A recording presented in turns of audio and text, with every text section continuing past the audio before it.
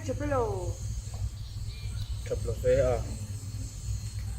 cái xuông tuần nó cái lâu còn đi đâu nè cái nền hui cái lâu chèn chữ đây em một tên này anh ấy đủ khó băng in cùng tòa cho nên lúc này nó đủ nhiều thằng nó đủ thiên linh bảy căng thêm tổ đoan xa lúc này thằng bé hoàng mà sẽ phụ in chung đủ nhát số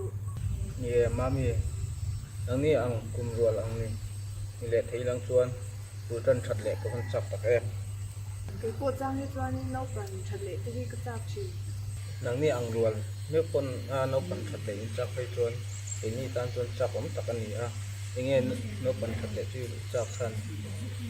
cái lẩu trà này không hơnมันตัวที่đủกับเราไล่ดูสินะกูได้ฉันจะเสียงฉันเละไว้ที่กระจาบกระพูนังเง่แล้วก่อนฉันเลยจับฉันไม่เลย มามีเพลงงัดดูชวนถนนดูจนชัดแหลก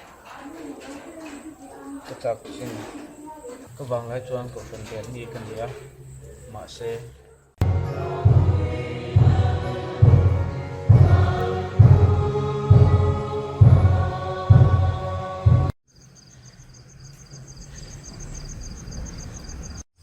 em vâng về cho mở bay mà chẳng thấy cần đâu á mà cái gì đó kha phát tiền bây giờ phát tiền cái là hai cái gì kha in mặc cái gì branch của mình thì em phải nha lúc mà hobby thì cũng không thìถ้าชุดนั้นไปนี่vềแล้วnó anh cũng còn ngayไปหมดสู้ป่ะ với mỗi lô anh có suy thì bây giờ không có phát huy thì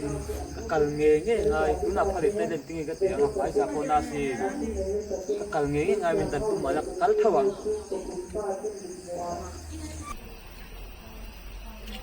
Hey bro, king harbe. cái khúc ra ngay cái gì kha cái nào đấy tới Mấy người đấy, lấy chú ta surprise cái này đi à? Để chú có tiền.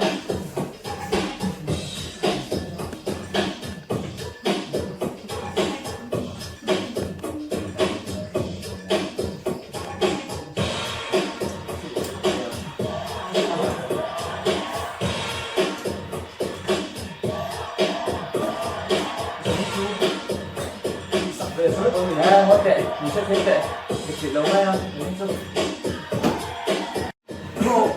cấp tiền thế rồi nó có cùng cái gì à? Các người này đi từ là cô không biết chúng ta xong thì mà thế mình thà sẽ nhìn nó là chú thì chú đàn nó biến cần đàn nín nó cũng có thể không kia em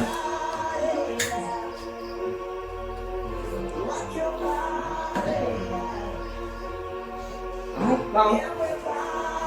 sederhana betul.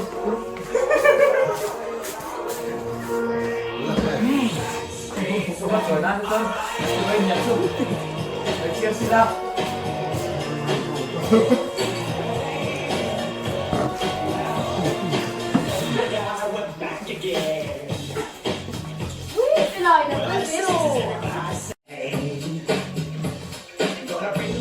Bro,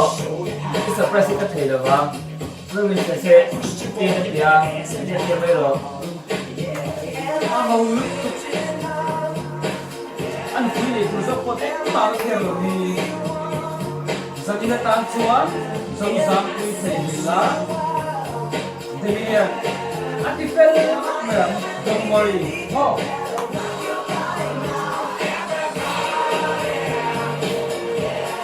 Một cái được sẽ đủ luôn.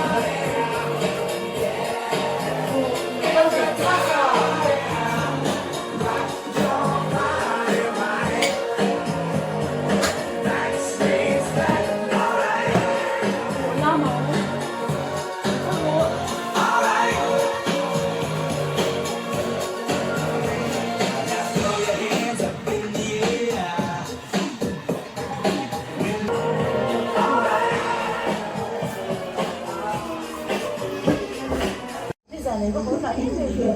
nhiều có phải nghe con một số mình chọn cái gì thôi tôi sẽ nói cái buổi này là sát sao rồi cái là cái ví dụ chia thì không bây giờ là ở đây có chia đấy cái ăn được chưa không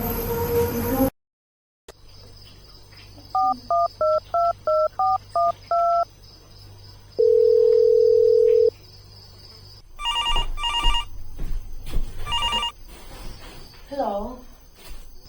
khi mà anh nghe cái buổi việc em Bởi có là về một lúc sẽ có đủ thiên phối ngoại đạo xây từ đó mà để thu cho xoan chút đẹp với một ra cho xoan đi rồi cái la cái mấy cái pha ca lên còn con hoa lắm nó có thêm hoa để xí về rồi chu la cái thịt bẩn rồi cái thịt bẩn mắn rằng hay thu số mà cái lực từ cái gì xin mà lấy nghe ông già đến như ra ya tụi nghe đến đi chu này nghe zoom lên này tụi nghe chúng nó chu cà phê nha nghe chứ ông già đi có phải sẽ theo đâu về rồi anh ấy mấy bác ạ HIV positive anh ấy bốc à đó là xe cái là cái anh nghe tiếng xoáy cái này với khát vọng cái rồi cái là cái này là ủi cái này đâu xin anh tin nghe cái chỗ à liền cái thiên liền ngồi lên hết tiếng thiên xoáy thì chỉ thiên rồi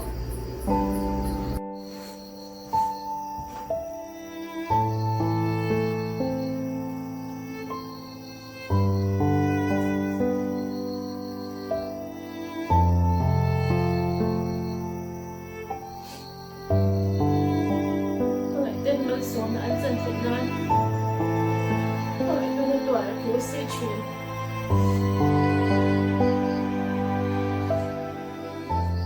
kami zan ma zong hason kan man kha di ge sim le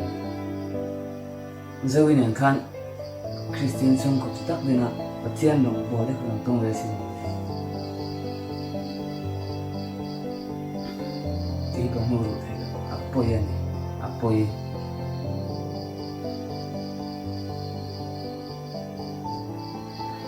anh ấy bồi khai lại trên lòng của nó bồi sở khăn cái bể đơn tổ bà lệ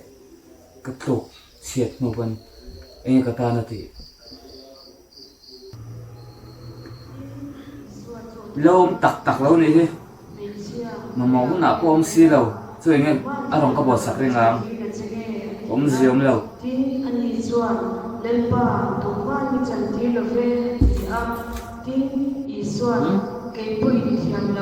cái chuyện này phải bận chuyện đúng không?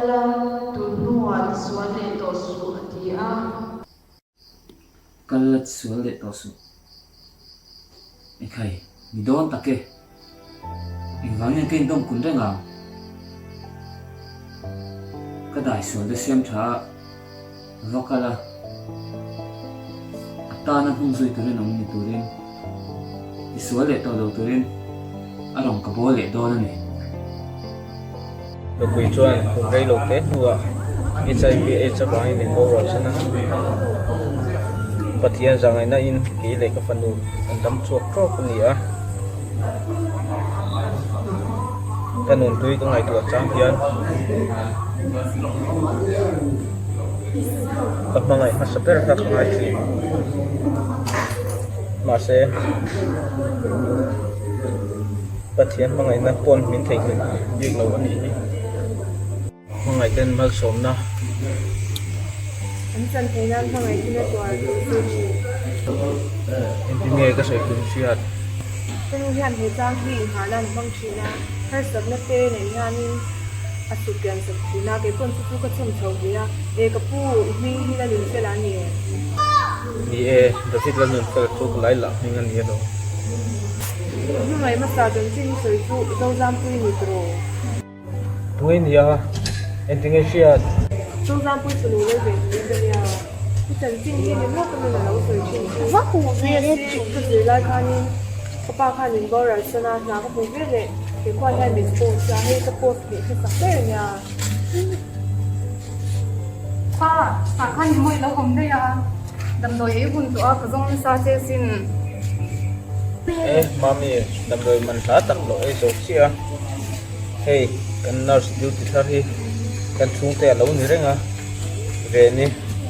về ni hey hi cái phần nữa này hi anh nhìn chỉ về đủ chỉ vậy là cái po in thiam lâu cái chân tir lâu cái kal tuần hua thì số lệ tổ số